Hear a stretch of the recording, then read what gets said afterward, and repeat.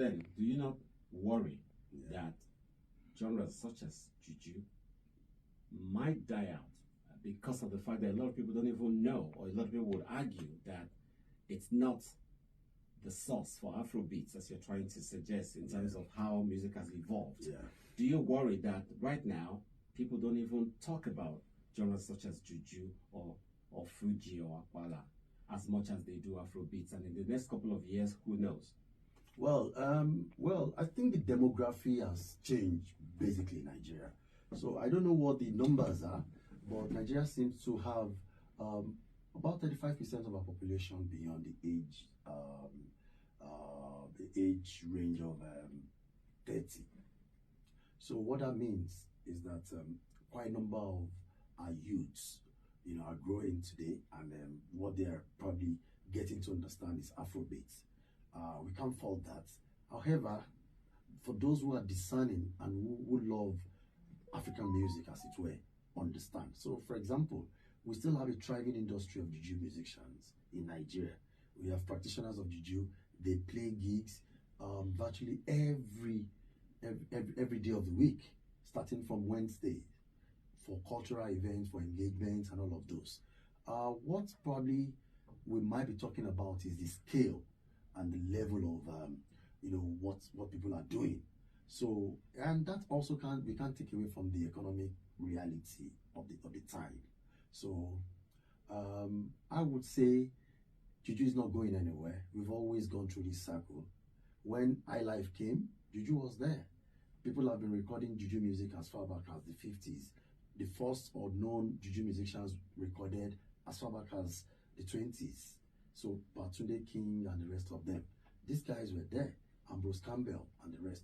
But the cycle, there was a point where we got to iLife, then we got to Afrobeat, then we got into Juju. Juju became the mainstay. Then Fuji came. Then then gospel music is also big. So all of these things you can't take away from All right, but then how do we make Juju music more appealing? Who's going to make that happen? Because I asked this question because I remember when we were like teenagers and we didn't listen to Fuji music. It wasn't something that you wanted to listen to. No. And then King Wasiu and Yinde Marshall kind of started to make it slightly cool, if you like. And all of a sudden, Fuji music became something you didn't have to be embarrassed about as maybe middle class or educated, whatever. It became something that was actually cool. And since then, it's probably played a massive role in why it survived compared to the demography of those who listened to Fuji when Koliti and Yila and the Barista were like the face of Fuji. Wakara and the rest of them. Exactly. So now with Juju, do you think this genre also needs to kind of evolve a bit? Yeah, I agree with you totally. And that goes to show that whatever thing you're doing, there is a need to constantly review and probably innovate. Because if you don't innovate, then you're probably heading, you might go extinct. So I agree with you on that point. But again, that's been the challenge with the current generation or crop of Juju musicians. We try to bring in flavors. So for example, I call my Sabada Juju music with today's groove. So what do I mean? So essentially, in the way we present Juju music, which probably goes from a mid-tempo, then you get to the high tempo, then you want to take it down, take it up again. Juju music is one of the few genres that has that flexibility and that freedom. So that can also then be worked on, even in terms of the lyrics. So we'll continue to strive and ensure that we continue to innovate around what we do and then make this more appealing to today's generation. But again, I jokingly say this to my friends, and this is based on what we experience. So if you're having your 21st birthday, the chances that you get a Juju musician perform for you is 0.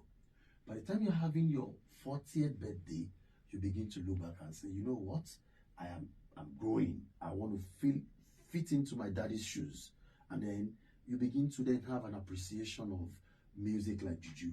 Then by the time you are doing your golden jubilee, clearly there will be that difference in tastes.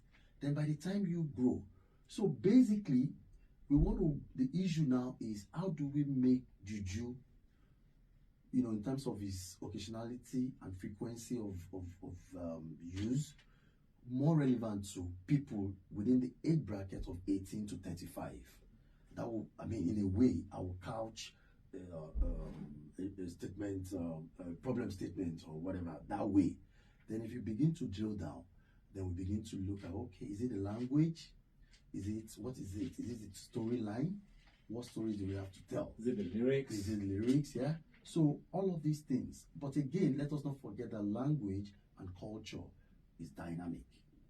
So you probably want to then understand why more Juju musicians of today have to speak today's language in terms of how we tell our stories. But Juju music basically is about storytelling. And there is no genre of music in Nigeria as it is today that tells the story, you know, in terms of the narratives as good or as cool as Juju music does.